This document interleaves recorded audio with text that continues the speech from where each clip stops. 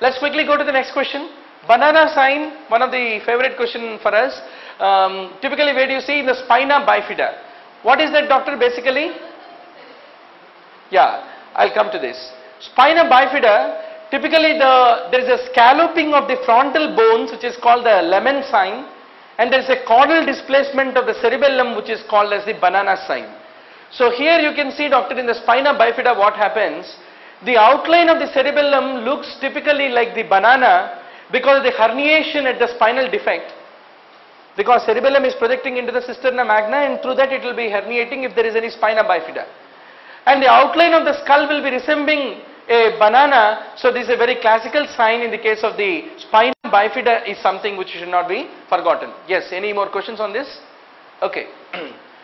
With radiographs, we are today evidence-based medicine, so that there shall not be any controversial. Generally what happens is our mind will be thinking we are right of what we answered. That's good until the results come. So let's go to the next question.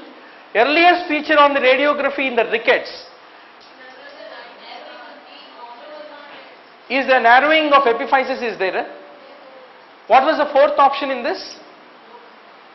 Okay, I'll tell what is the truth regarding the what you call, I got these three: bowing of legs, the narrowing of epiphysis with the pencil thin cortex. Is it there among the options?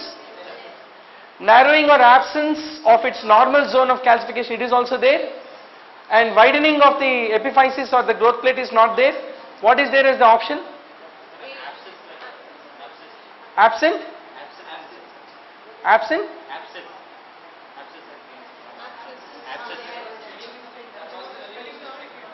What is the fourth option?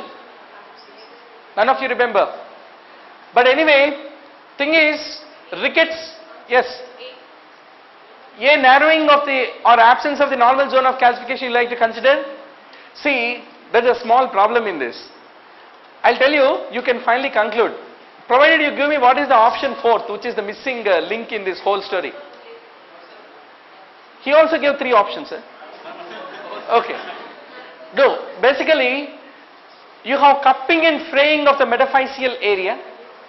You have a severe fraying of the metaphysis like this, and the bowing of the legs, and the presence of this kind of knock knees, and multiple growth arrest lines which can be seen. But out of this, please remember, widening and lengthening of the growth plate is considered to be the earliest radiological finding of the rickets. Maybe in another language he has given the same. Growth plate means epiphysis, widening means expanding, something like that. Okay, you can recall what was the option given. Whatever it is, this you are talking about this defective mineralization of the cartilage, right? So it won't bring changes in the epiphysis. It will bring the changes in the metaphysis is what need to be basically remembered. So this irregular metaphyseal margins with their frayed appearance, typically they occur because of the defective mineralization of the cartilage in the zone of the provisional calcification, and normally the metaphyseal end of the growth plate become affected. Always in the rickets, the first change to occur is not in the metaphysis, it is in the epiphysis. I mean, you can conclude what is the possibilities given. So then comes the stage of the osteopenia, bowing of the legs and everything will appear. So there is a reason, doctor, metaphysis definitely, suppose if some other thing which is much more a later feature like osteopenia is given, then out of this four, then this normal zone of calcification becomes the correct answer. But remember, widening of the epiphysis is the first step, and metaphyseal fraying is the second thing, then bowing is the next thing, osteopenia is the next last thing, is what need to be basically remembered. Anyway, let's go to the next question. The substance which is there in the piezoelectric crystals, all of you know, is the silica. Fox sign, where do you see, doctor? Acute pancreatitis is the area where infrainguinal bruising is seen. In the case of the acute severe pancreatitis is basically called the Fox sign. Then what is elective cholecystectomy typically? It is an example of a clean contaminated type of procedure, because you will be opening the mucosa of the biliary tract and there is a potential for developing a septic complication. That's the reason cholecystectomy is called a clean contaminated type of procedure, is what need to be remembered. Pelvic evisceration typically is called the Brunswick's procedure, is quite sure. What is this Miles operation which is given, doctor? It is the resection of the abdomen and the perineum. In the case of the carcinoma of the rectum is called as the Miles operation. Hyperparathyroidism post-operatively in the thyroidectomy phase, when will it appear, doctor? 2 to 5 days? So immediately? Okay. Generally a low level of serum calcium and high level of the serum phosphorus at about 6 to 10 weeks is a sign of the permanent hyperparathyroidism. Maybe initially temporary hyperparathyroidism may be a little earlier thing. Okay, what are the options in this daycare surgery which are given, doctor? Fourth option, can you be able to recall anybody? What was the fourth option? Okay, morphine like opioid can be given in the post-operative period. Yes, because general anesthesia is very much given in the case of the daycare surgery. You have got a very rapid induction, rapid recovery general anesthetics like the sevoflurane and propofol, and short-acting opioids is what need to be remembered. Let's go to the next question. Stress ulcer is caused by what? Is caused by everything except the penicillin therapy. Sometimes penicillin is found to have certain prophylactic advantage in the case of the stress ulcers. Recurrent pyogenic cholangitis, very interesting question, doctor. So I'll take a couple of your minutes of your time. Please remember, recurrent pyogenic cholangitis is a bacterial biliary tract infection. Here there will be intrahepatic and extrahepatic biliary pigment stone formation, and finally as a complication there can be a development of hepatic abscess, and because of this intrahepatic pigment stone formation that lead to dilatation, the stricturing of the intrahepatic ducts is what need to be remembered. Why is it called oriental cholangitis, doctor? Recurrent pyogenic cholangitis, why is it called? It's more common in the Asians, that's the reason it is called.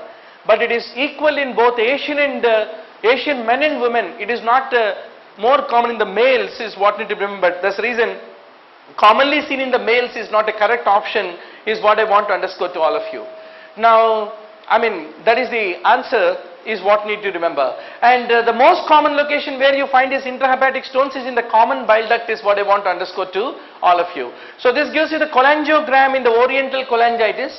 You can see the right intrahepatic and the extrahepatic biliary system got totally dilated, and you are trying to remove the stone. Extraction is in the process, and finally some of the stones got impacted into the jejunum while endoscopically you are trying to remove them, and finally at the end when the stricture got dilated it typically looks like this. And if you do a biopsy, this cholangitis, pyogenic cholangitis will show the presence of the liver and pus, and if you take the CT scan, pyogenic liver abscess can occur because of this recurrent pyogenic cholangitis, which is otherwise called the oriental cholangitis, common in both male and females, is what need to be remembered.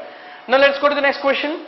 Another common standard question, which condition does not predispose to the malignancy? Pseudopolyps do not predispose. So three important dictums you should not forget, doctor. Not all polyps are tumors, and not all polypoidal tumors are benign, and not all benign tumors are polypoid. These three generalizations should not be basically forgotten. Juvenile polyps are very common in the children, and they present like a rectal bleeding and a prolapsing lump, and they are not pre-malignant, and they are treated by the local endoscopic resection is what need to be remembered. So what is the answer? Which does not predispose will be a juvenile polyp is not, juvenile polyp is not given? Question is? What is the framing of question? Okay, no problem. So juvenile polyp is rarely malignant was given. So juvenile polyp is not pre-malignant is a very well-known statement. So that is the reason except about it or true about it. Okay, you can just reconstruct the question. Anyway, our Brahma, the Srushtikarta of the question paper is here only, Dr. Hidayatullah. So that's the reason a small change you can take, doctor. We'll finalize it. No problem. So adenomatous polyposis is pre-malignant. Familial adenomatous polyposis very much pre-malignant is what need to be basically remembered. Let's go to the next question. Massive small bowel resection. Lot of papers in lot of journals got published. What happens after you have resected the what you call bowel? Typically, doctor, the first resection was done by the French surgeon Querby, and after that villous hypertrophy is considered to be one of the very important features which will develop as a compensatory change is what need to be basically remembered. So there is a reason, doctor, the villous hypertrophy is very much seen in the case of the massive small bowel resection. Which is not seen is given? Okay, no problem. Decrease in the surface area is not the one which is, increase in the surface area per cell is the one which you will be seeing. Regarding Ranson's criteria, amylase is not a component of Ranson's, all of you know very well. Thier's graft is typically a thick split skin graft is what need to be remembered. And here you will be using the epidermis along with the portion of the dermis as a part of the grafting is what need to be remembered. Regarding cholecystitis, what is not a risk factor? There is a small twist in this. Acalculus or calculus is important because diabetes is a risk factor for the acalculus cholecystitis. There's a reason diabetes is answered as an except only for a calculus cholecystitis is what I want to underscore to all of you. Female sex, certain ethnic groups, obesity, drugs, especially hormonal therapy, pregnancy and increasing age, they are all considered to be risk factor for the calculus cholecystitis. Commonly in the patients who are bedridden with a severe illness, you find certain amount of stones and debris if you do an ultrasound of their abdomen. It's called acalculus cholecystitis. So any major surgery, critical illness, sepsis, malaria, long-term TPN and sickle cell disease, salmonella infection and the diabetes, in all these situations you find acalculus cholecystitis. I think recently we discussed this question in AIIMS question bank or something, right?